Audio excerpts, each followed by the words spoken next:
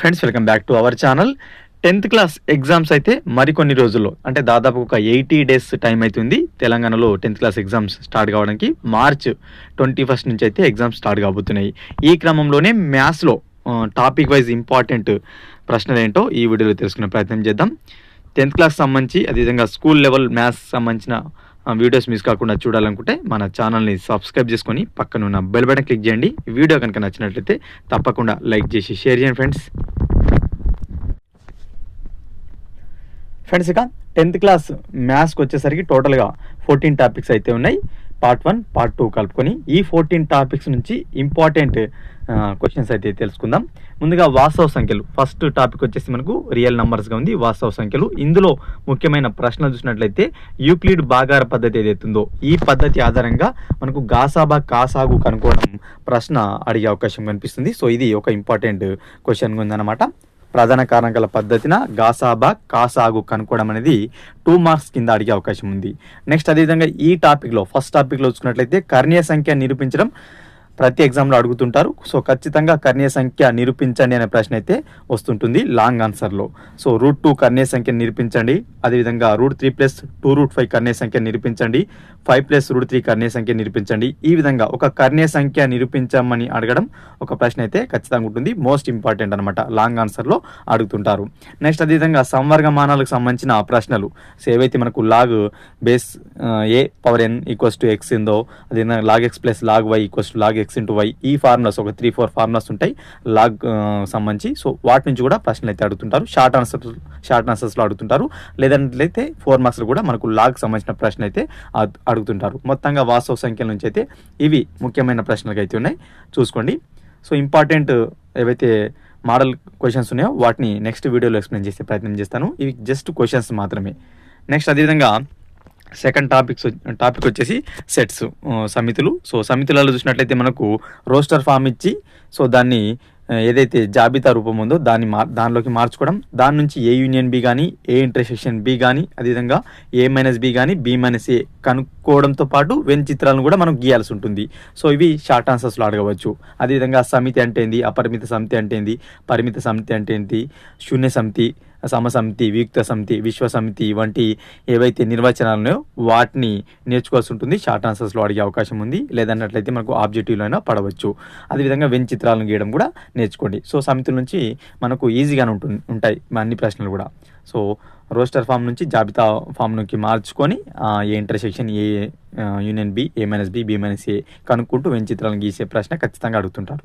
So ఇవి మనకు సమితుల నుంచి ముఖ్యమైన ప్రశ్న అనమాట. నెక్స్ట్ థర్డ్ లెసన్ చూసినట్లయితే మనకు 3వ లెసన్ వచ్చేసి బహుపదులుగా ఉంది, పాలినామియల్స్ అంటాం. సో బహుపదుల నుంచి చూసినట్లయితే మనకు బహుపది యొక్క శూన్యాల మొత్తం కనుక్కోవడం, లేదంటే లబ్ధం కనుక్కోవడం, అదేవిధంగా శూన్యాల మొత్తం లబ్ధం ఇచ్చినప్పుడు బహుపదిని ఏ విధంగా కనుక్కుంటాం.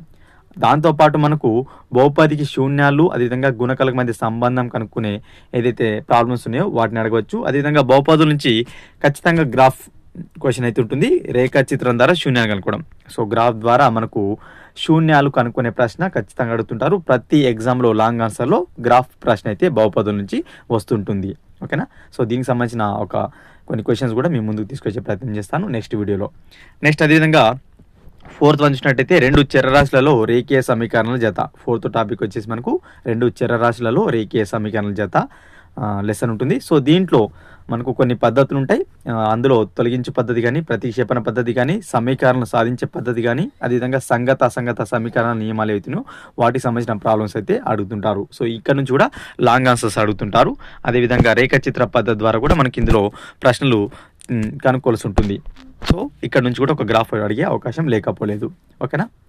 నెక్స్ట్ అదేవిధంగా చూసుకున్నట్లయితే మనకు వర్గ సమీకరణాలు 5th వన్ వచ్చేసి మనకు క్వాడ్రాటిక్ ఈక్వేషన్స్ అంటాం. వర్గ సమీకరణాలు 5వ టాపిక్గా ఉంది 10th క్లాస్లో.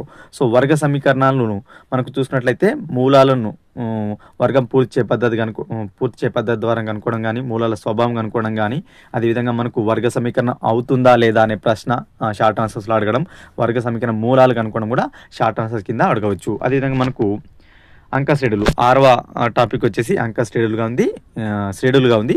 ఇందులో మనకు అంక శ్రేణి, గుణ శ్రేణి ఉంటుంది, ప్రోగ్రెషన్స్ అంటాం. ఇందులో మనకు అంక శ్రేణి ఎన్నో పదం కనుక్కోవడం కానీ, అంక శ్రేణిలో మనకు చూసుకున్నట్లయితే ఆ జాబితాలో ఆ పదం ఉంటుందా లేదా అనే ప్రశ్న కానీ, అదేవిధంగా అంక శ్రేణి పదాల మొత్తం కనుక్కోవడం వంటి ప్రశ్నల నుంచి అడిగే అవకాశం ఉంది. అదేవిధంగా గుణ శ్రేణిలో మనకు చూసుకున్నట్లయితే ఎన్నో పదం కనుక్కోవడం కానీ, గుణ శ్రేణిలో అది జాబితాలో ఉంటుందో లేదనే ప్రశ్న మనకు ఈ విధంగా అంక శ్రేణి, గుణ శ్రేణి నుంచి కూడా ఖచ్చితంగా షార్ట్ ఆన్సర్స్తో పాటు లాంగ్ ఆన్సర్స్ కూడా అడగవచ్చు.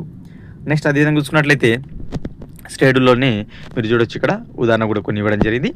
సో నెక్స్ట్ నిరూపక రేఖాగణితం. సో కోఆర్డినేట్ జామెట్రీ అంటాం. 7th టాపిక్ నిరూపక రేఖాగణితంగా ఉంది.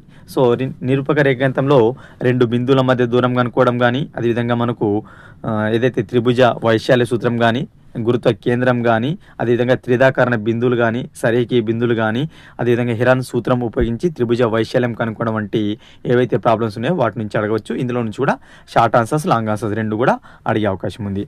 ఓకేనా, నిరూపక రేఖాగణితం ఈజీగానే ఉంటుంది. నెక్స్ట్ అదేవిధంగా చూసుకున్నట్లయితే సారూప త్రిభుజాలు. సో సారూప త్రిభుజాలలో చూసుకున్నట్లయితే మనకు సారూప త్రిభుజాలకు సంబంధించిన నియమాలకు సంబంధించిన ప్రశ్న అడుగుతుంటారు. ఇందులో కొన్ని సిద్ధాంతాలు కూడా మనం చూస్తుంటాం. కో నియమం ఒకటి, అదేవిధంగా మనకు తేలుసు అనుపాత సిద్ధాంతం కానీ, అదేవిధంగా మనకు బౌద్ధయాన సిద్ధాంతం, పైథాగరస్ సిద్ధాంతం, ఇవి లాంగ్ ఆన్సర్స్లో అడుగుతుంటారు. సో ముఖ్యంగా ఈ సిద్ధాంతాలు చూసుకోండి. ఓకేనా, సరూప త్రిభుజాల నుంచి. నెక్స్ట్ అదేవిధంగా మనకు సరూప త్రిభుజాలలో చూసుకున్నట్లయితే ఏబీసీకి సరూపంగా ఉంటూ త్రిభుజం ఏబీసీ భుజాలకు 5/3 రెట్లు కలిగేటట్లు ఒక అనురూప భుజాలతో కలిగిన త్రిభుజం నిర్మించే త్రిభుజ నిర్మాణం సంబంధించిన ప్రశ్న కూడా ఖచ్చితంగా అడుగుతుంటారు లాంగ్ ఆన్సర్లో. ఓకేనా, నెక్స్ట్ అదేవిధంగా మనం చూసుకున్నట్లయితే త్రిభుజ నిర్మాణం కూడా అడిగే అవకాశం ఉంది. నెక్స్ట్ వృత్తానికి స్పర్శరేఖలు, ఛేదన రేఖలు. సో 9వ టాపిక్గా వృత్తానికి స్పర్శరేఖలు, ఛేదన రేఖలు అనే టాపిక్ ఉంది. సో బాహ్య బిందు నుండి స్పర్శరేఖలు గీయడం అనే అంశం ఏదైతుందో దానికి సంబంధించి, అదేవిధంగా మనకు కొన్ని ఏవైతే ఇవి పిక్చర్స్ ఉన్నాయో ఆ పిక్చర్స్లో నుంచి కొన్ని పటాలను తీసివేస్తూ దాని యొక్క షేడ్ చేసిన ప్రాంత వైశాల్యం కానీ, షేడ్ చేయని ప్రాంత వైశాల్యం కానీ, అదేవిధంగా స్పర్శరేఖ యొక్క ఛేదన రేఖ యొక్క పొడవు కానీ, స్పర్శరేఖ యొక్క పొడవు కానీ. సో ఇటువంటి ప్రశ్నలు అయితే మనం చూస్తుంటాం. దేని నుంచి అంటే వృత్తానికి స్పర్శరేఖలు, ఛేదన రేఖ నుంచి. నెక్స్ట్ క్షేత్రగణితంలో చూసుకున్నట్లయితే సో అన్ని ఏవైతే దీర్ఘగణం కానీ, సమగణం కానీ, సో స్తూపం కానీ, శంకు కానీ, గోళం, అర్ధగోళం వంటి ప్రాబ్లమ్స్ నుంచి ఖచ్చితంగా లాంగ్ ఆన్సర్స్ కానీ, షార్ట్ ఆన్సర్ కానీ ఉంటుంది. ఓకేనా, త్రికోణమితి. సో త్రికోణమితిలో చూసుకున్నట్లయితే మనకు టేబుల్స్ ఖచ్చితంగా నేర్చుకొని ఉండాల్సి ఉంటుంది. త్రికోణమితిలో ముఖ్యంగా లాంగ్ ఆన్సర్స్లో బాగా అడిగే అవకాశం ఉంటుంది. షార్ట్ ఆన్సర్స్లో డైరెక్ట్ విలువలు. సో ఈ టేబుల్ వచ్చినట్లయితే మనకు అక్కడ విలువలు ప్రతిక్షేపించి 1-2 మార్క్స్లో ప్రశ్నలు సాధించవచ్చు. అదేవిధంగా లాంగ్ ఆన్సర్స్ వచ్చేసి మనకు ఉంటాయి. లాంగ్ ఆన్సర్స్ కూడా అడిగే అవకాశం ఉంది. త్రికోణమితి అందరు తెలిసిందే. ఓకేనా, నెక్స్ట్ త్రికోణమితి అనువర్తనాలు మనకు చూసుకున్నట్లయితే నది పొడవు కానీ, మనకు విమానం ఎంత ఎత్తులో ఎగురుతుందని కానీ, ఒక స్తంభం పొడవు కానీ, జారుడు బల్ల ప్రశ్నలు కానీ, సో అటువంటి ప్రశ్నలు త్రికోణమితి అనువర్తనం నుంచి లాంగ్ ఆన్సర్స్లో అడుగుతారు. షార్ట్ ఆన్సర్స్లో కూడా అడిగే అవకాశం ఉంది. కోణం కనుక్కోవడం కానీ, జస్ట్ ఎత్తు కనుక్కోవడం కానీ సింపుల్గా అడగవచ్చు. సో ఇది త్రికోణమితి అనువర్తనం నుంచి. నెక్స్ట్ అదేవిధంగా చూసుకున్నట్లయితే సంభావ్యత. సో సంభావ్యతకు సంబంధించి కార్డ్స్కి సంబంధించి కానీ, మనకు డైస్కి సంబంధించి కానీ, అదేవిధంగా మనకు ఒక కాయిన్స్కి సంబంధించిన ప్రశ్నలు కూడా అడుగుతుంటారు. ఓకేనా, రెడ్ బాల్స్ కానీ, బ్లూ బాల్స్ కానీ, కొన్ని బాల్స్ వేసి ఈ బాల్స్ తీయడానికి గల సంభావ్యత ఎంత అని అడగవచ్చు. నెక్స్ట్ ఇది అదేవిధంగా మనకు సాంఖ్యక శాస్త్రం. సో సాంఖ్యక శాస్త్రంను ఈజీగా మనము చేయవచ్చు. ఇందులో సగటు కానీ, మధ్యగతం కానీ, అదేవిధంగా బహుళకం. సో వాటిని మనము కనుక్కునే విధానం. సో లాంగ్ ఆన్సర్స్లో అడుగుతారు. షార్ట్ ఆన్సర్స్లో అంక మధ్యమం కానీ, మధ్యగతం కానీ, బహుళకం సూత్రం రాసి అందులోని పదాలను వివరించండి అని అడుగుతుంటారు. సో ఇది సాంఖ్యక శాస్త్రం సంబంధించి. ఓకేనా, సో ఈ ఏవైతే ఇంపార్టెంట్ క్వశ్చన్స్ ఉన్నాయో మనకు topic wise important questions next వీడియోలో కొన్నిగా ఎక్స్ప్లెయిన్ చేసి ప్రయత్నం చేస్తాను. Important model expected questions.